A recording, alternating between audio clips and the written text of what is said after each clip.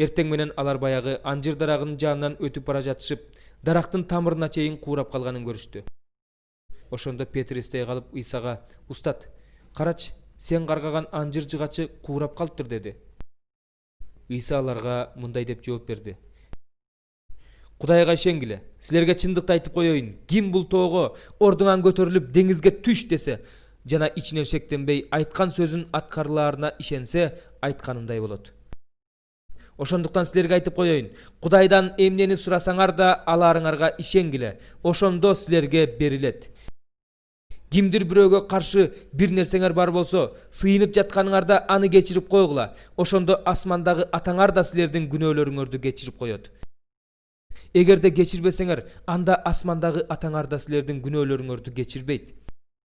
Бир күнү Ыйса ибадатканада элди окутуп, жакшы кабар айтып жатканда, башкы ыйык кызмат кылуучулар, мыйзам окутуучулар жана аксакалдар келишип: "Сен муну кайсы бийликтин негизинде кылып жатасың? Сага бул бийликти ким берди?" деп сурашты. Ыйса аларга мындай деп жооп берди: "Мен да силерден бир нерсени сурайын, мага жооп бергилечи. Ошондо мен да силерге муну кайсы бийликтин негизинде кылып жатканымды айтам. Жакандын чөмүлдүрүүсү Кудайдан беле же адамдардан беле? Мага жооп бергилечи." Алар болсо өзү ара мындай деп талкуулашты: "Эгерде Кудайдан десек, анда эмне үчүн жаканга ишенген жоксуңар?" дейт. Адамдардан деп айтуудан коркушту, анткени бүт баары жаканды чын эле пайгамбар деп эсептешчү. Алар Ыйсага "Билбейбиз" деп жооп беришти. Ошондо Ыйса аларга: "Муну кайсы бийликтин негизинде кылып жатканымды мен да силерге айтпайм" деди. Кандай деп ойлойсуңар? Бир адамдын эки уулу болгон экен. Ал биринчисине келип: "Уулум, барып жүзүмдүгүмдө иштегин" дейт. Бирок ал барбайм деп коюп, кийин анысына өкүнүп иштегени барат. Экинчи уулуна келип ошону эле айтат. Анысы "Баратам кожоюн" деп коюп барбай коет. Экөөнүн кимиси атасынын каалоосун аткарды? Биринчиси деп жооп беришти. Ыйса аларга мындай деди: "Силерге чындыкты айтып коеюн. Салык жыйноочулар менен бузулган аялдар Кудайдын падышачылыгына силерден мурун барышат. Анткени жакан силерге туура жолду көрсөткөнү келген, бирок силер ага ишенген жоксуңар. Салык жыйноочулар менен бузулган аялдар ага ишеништи. Муну көргөндөн кийин да өкүнгөн жоксуңар, ишенген жоксуңар." Ыйса аларга үлгү насаат аңгемелери менен сүйлөй баштады. Бир адам жүзүм багын отургузат. Анын тегерегине тосмо куруп, жүзүм сыгылуучу жай жасап, күзөт мунарасын салат да, аны жүзүмчүлөргө тапшырып, өзү убактылуу бир жакка кетет. Жүзүм багынын жемишинен алуу үчүн өз убагы келгенде жүзүмчүлөргө өзүнүн кулун жөнөтөт. Алар болсо кулду кармап алып, сабашат да куру кол кетирип жиберишет. Ошондо ал башка кулун жиберет. Жүзүмчүлөр анын башын таш менен жарып, кордоп кетирип жиберишет. Ошондо ал дагы бир кулун жөнөтөт. Жүзүмчүлөр аны өлтүрүп салышат. Ал дагы көптөгөн кулдарын жөнөтөт. Жүзүмчүлөр алардын кээ бирин сабап, кээ бирин өлтүрүп салышат. Акыры жүзүмдүк ээси "Уулумдан уялышаар" деп жүзүмчүлөргө өзүнүн сүйүктүү уулун жөнөтөт. Бирок жүзүмчүлөр бири-бирине: "Бул мурасчы, жүргүлө аны өлтүрүп салабыз. Ошондо мурас биздики болот" дешет да, ошентип алар аны жүзүм багынын сыртына чыгарып өлтүрүп салышат. Эми жүзүм багынын ээси аларды эмне кылат? Ал келет да жүзүмчүлөрдү өлтүрүп, жүзүм багын башка бирөөлөргө берет. Муну угуп тургандар болсо: "Кой, андай болбой эле койсун" деп жиберишти. Ошондо Ыйса аларга мындай деди: "Ыйык жазуудагы куруучулар жаратпай койгон таш бурчтун негизи болуп калды. Бул Теңирден, бул биздин көзүбүзгө укмуштуу көрүнөт" деген сөздөрдү такыр уккан жок белеңер? Ошондуктан силерге айтып коеюн, Кудайдын падышачылыгы силерден тартылып алынып, жемишин бере турган адамдарга берилет. Ал ташка жыгылган адам өлөт. Ал эми ал таш кимдин үстүнө куласа, аны басып өлтүрөт. Бул үлгү насаат аңгемелерди уккан башкы ыйык кызмат кылуучулар менен фарисейлер Ыйсанын өздөрү жөнүндө айтып жатканын түшүнүштү. Алар Ыйсаны колго түшүрүүгө аракет кылышты, бирок элден коркушту, анткени эл аны пайгамбар деп эсептечү. Ыйса үлгү насаат аңгемелерин улантты. Асман падышачылыгын бул нерсеге салыштырса болот. Бир падыша өзүнүн уулунун үйлөнүү тоюн өткөрмөкчү болот. Ал тойго чакырылгандарды чакырыш үчүн кулдарын жөнөтөт, бирок алардын келгиси келбейт. Ошондо ал башка кулдарын жөнөтүп, дасторконумду даярдап койдум. Торпокторум, борго байланган малым союлду. Баары даяр, тойго келгиле деп айттырат. Бирок чакырылгандар кайдыгер мамиле кылып, бири талаасына кетсе, бири соода кылганы кетет. Дагы бирөөлөрү кулдарын кармап алып, кордоп өлтүрүп салышат. Муну уккан падыша каарданып аскерлерин жиберет. Алар канкорлорду өлтүрүп шаарын күлгө айландырышат. Ошондо падыша кулдарына мындай дейт: той даяр, бирок чакырылгандар татыктуу эмес болуп чыкты. Ошондуктан 9 жолдун тоомуна баргыла да, жолуккандардын баарын тойго чакыргыла. Кулдар жолго чыгышат да, жолуккандардын баарын, жаманын да, жакшысын да чогултушат. Ошентип той өткөргөн жай мейманга толот.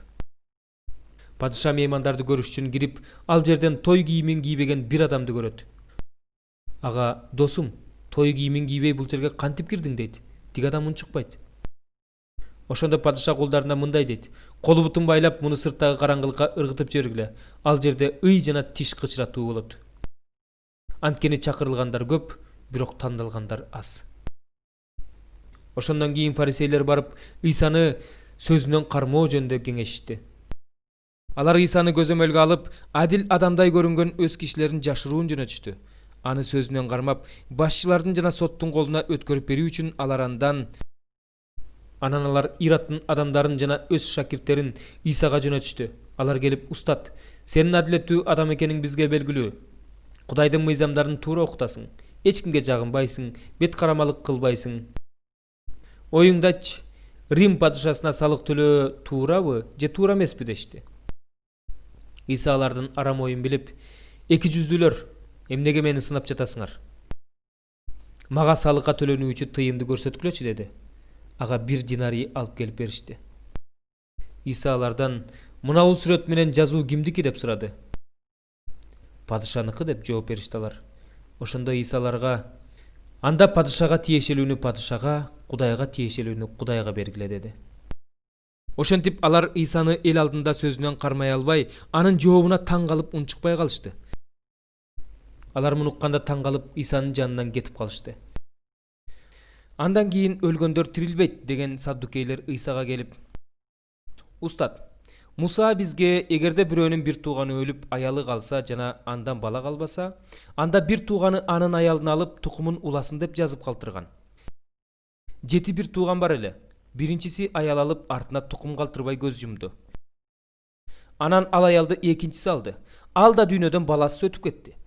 Үчүнчүсү да ошондой болду. Ал аялды 7 тең алышты, бирок бала калтырышкан жок. Акырында аял да өлдү. Тирилүү күнү келгенде, өлгөндөр тирилгенден кийин, ал аял булардын кимисинин аялы болот?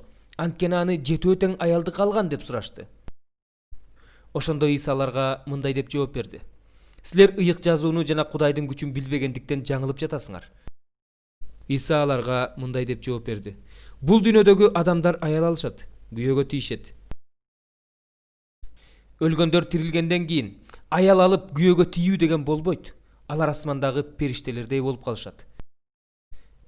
Өлгөндөрдүн тирилери жөнүндө айта турган болсок, Мусанын китебиндеги жалындаган бадал жөнүндө аңгемеде Кудайдын Мусага: "Мен Ыбрайымдын, Ысхактын, Жакыптын Кудайымын" дегенин окуган жок белеңер. Кудай өлгөндөрдүн эмес, тирүүлөрдүн Кудайы. Демек силер өлгөндөр тирилбейт деп катуу жаңылып жатасыңар." Буларды уккан эл анын окутуусуна таң калды. Алардын талашын жана Ыйсанын аларга жакшы жооп бергенин уккан бир мыйзам окутуучу анын жанына келип: "Эң биринчи осуят кайсы?" деп сурады. Ыйса ага мындай деп жооп берди: "Эң биринчи осуят бул: кулак сал, Ысрайыл, биздин Кудай Теңирибиз жалгыз Теңир. Кудай Теңириңди чын жүрөгүң менен, бүт жан дилиң менен, бүт түшүнүгүң жана баардык күч кубатың менен сүй." Биринчи осуят ушул. Экинчиси ушуга окшош: "Өзүңдү кандай сүйсөң, жакыныңды да ошондой сүй." Булардан башка улуу осуят жок. Бүт мыйзам жана пайгамбарчылыктар ушул эки осуятка негизделген. Мыйзам окутуучу Ыйсага: "Туура айтасың, устат. Кудай бирөө, андан башка Кудай жок. Аны чын жүрөгүң менен, бүт акылың менен, бүт жан дилиң менен, баардык күч кубатың менен сүйүү жана өзүңдү кандай сүйсөң, жакыныңды да ошондой сүйүү, баардык бүтүндөй өрттөлчү курмандыктардан жана башка курмандыктардан да артык деди. Ыйса анын туура жооп бергенин көрүп, ага: "Сен Кудайдын падышачылыгынан алыс эмессиң" деди. Ушундан кийин эч ким ага суроо берүүгө батынган жок. Муну укканда кээ бир мыйзам окутуучулар: "Устат, сен жакшы айттың" дешти. Ушундан кийин алар андан бир нерсе суроого батына албай калышты. Анан Ыйса аларга мындай деди: